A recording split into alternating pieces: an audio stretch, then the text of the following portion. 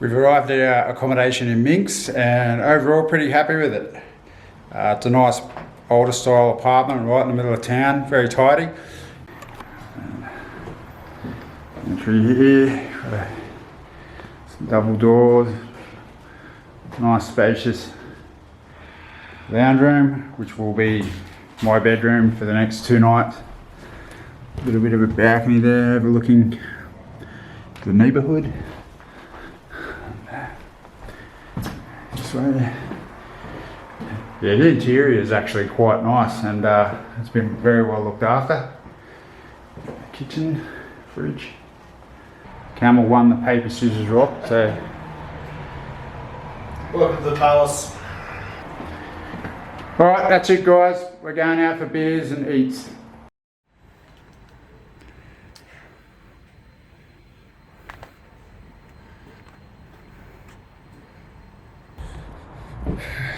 First full day in Minsk. It's actually it's a bit chilly this morning. I've got my hoodie on. Middle of summer. Who would have thought? We'll be heading up through the Baltic states pretty soon. I hope it doesn't necessarily indicate that the further north we go, the colder it's going to get. So it's kind of expecting it to be t-shirts and shorts weather, but yeah, it wasn't to be. Mind you, it's a pretty overcast day, and I'm sure if the sun comes out a little bit later, it'll warm up somewhat. Just pulling in to get some coffee now and caffeine the eyeballs a little bit, and then we're going to head out and have a look around Minsk. Right, we've had our morning coffee, Danish, and we're out on the streets of Minsk. As you can see behind me here, we've got some Belarusian flags on display. I've got the ballet and opera hall just over here. Plotted a bit of a walking tour around town. We're just heading to the start point now. First impressions of Minsk, beautiful city. Can see that it's evident the Belarusian people are very proud of their towns and cities, which is fantastic. It's a very clean city, that's for sure. And some of the other places that we've gone through, Brest and Grodno, were equally as tidy, really quite pristine, and it's really good to see. Architecture here is just stunning, as you'd expect. Something that I really like about the former Soviet times. It just, I think, adds some real character to a city. And just to my right down here is a perfect example of that. So we might head down there for a bit of a walk momentarily.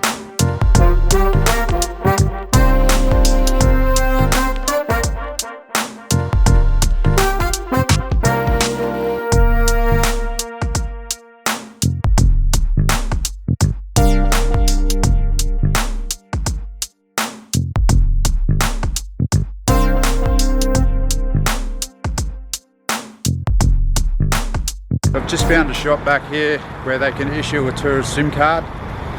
I just need to go back to the hotel and get my passport. The gentleman back there is going to arrange it for me.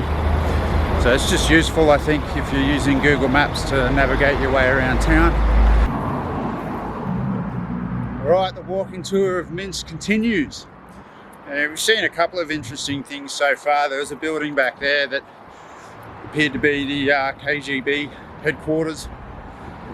Obviously, just need to keep the camera down whilst walking past there. There was a few CCTV cameras affixed to the external walls of the building.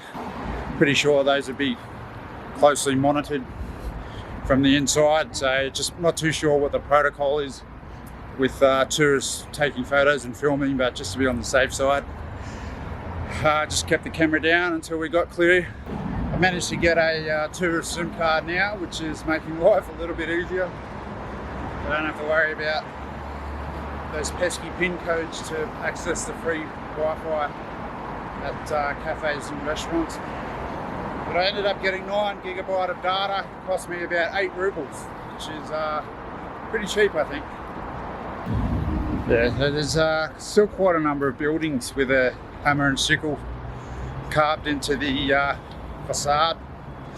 There was actually a mural back up near the mobile phone shop that depicted some people building a railway, and then some others in the working in agriculture. Then also displaying some sporting success, which is I think typical of the what did you call it? What's that? While I was in the mobile phone shop, we were inspecting that mural on the wall. What did you see?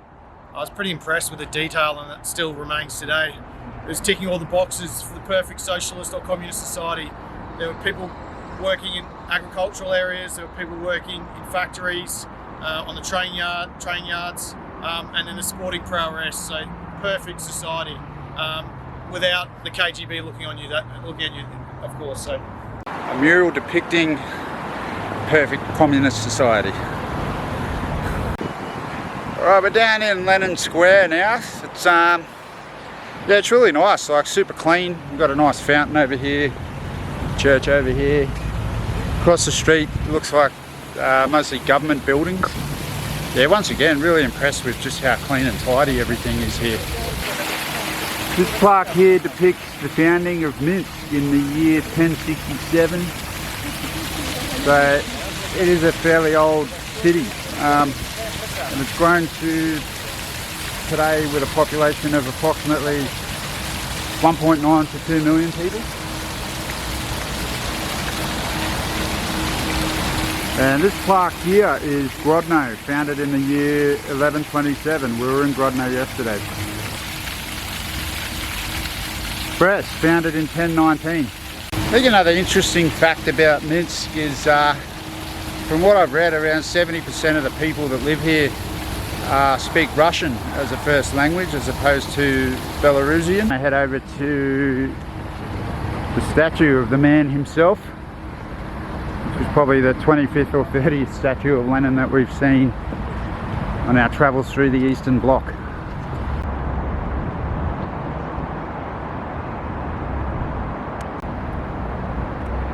I got this next statue of Lenin. We're a bit closer to it now, and you can see carved into the stonework are the workers, various citizens with agricultural tools and whatnot. And similarly here too, it seems we've got citizens of the state working on a railroad.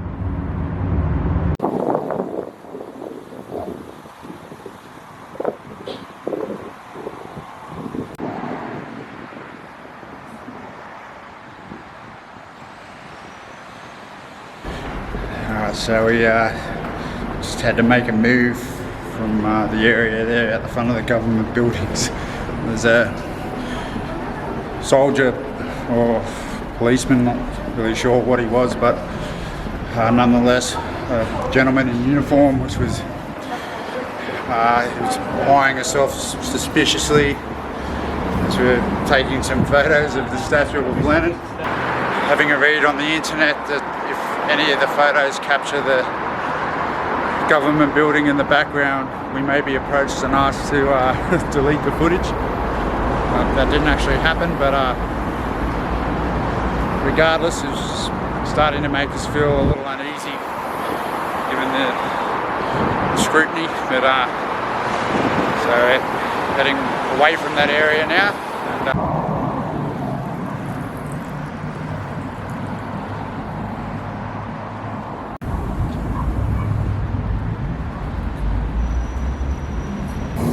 Right, we're just about to head into this Soviet department store.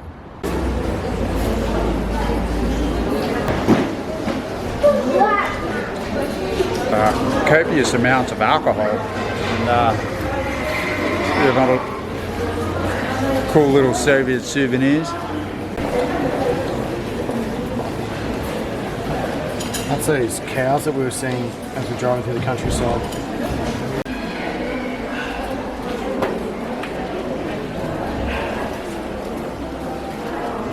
About $20. Just in the supermarket in central Minsk, and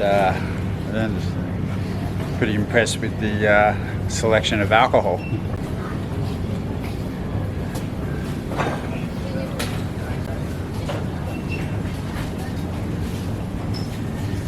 There's one of my faves, Mr. Jim Beam. Hennessy, sold at your local supermarket. Yeah, the petrol stations in Belarus have a most impressive selection of alcohol, which I find to be a little ironic given the blood alcohol level for driving 0.00 in the country. We pulled into one yesterday where we had to put fuel in the car, and there was a gentleman in there who'd obviously had a few drinks and felt he needed to restock, and picked up a 1 litre bottle of vodka at the petrol station and then proceeded to get behind the wheel. A bit of a concern. Can be here later on, eh? Yeah. Unless you want one now. I'd go one now. Let's go one now. You can see here we've got like a bakery, and then the back there, bottles of spirit. So we're just stopping for a quick beer,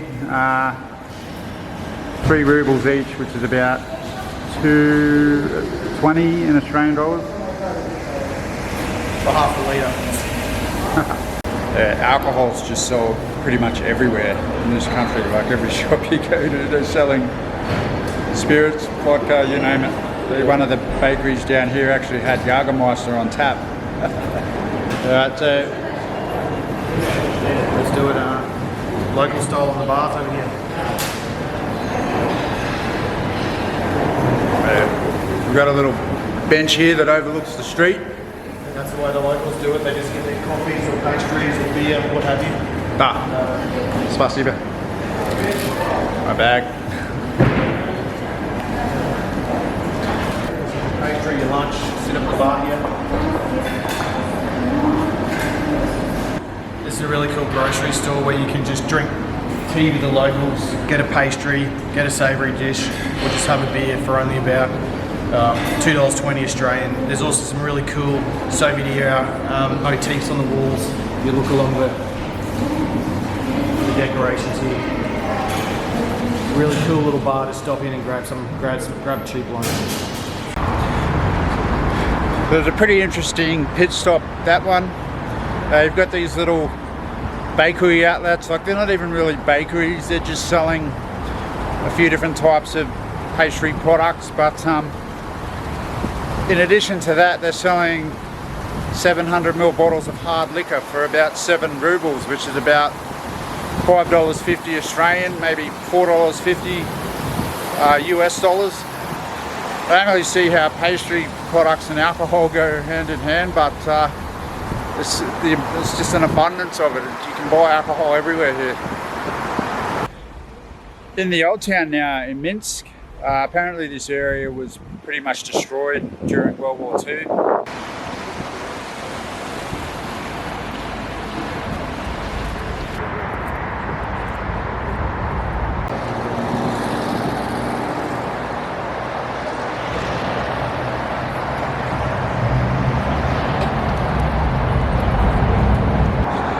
There's some nice little parklands, and right now we're just about to head across the river and check out the next stop on the walking tour.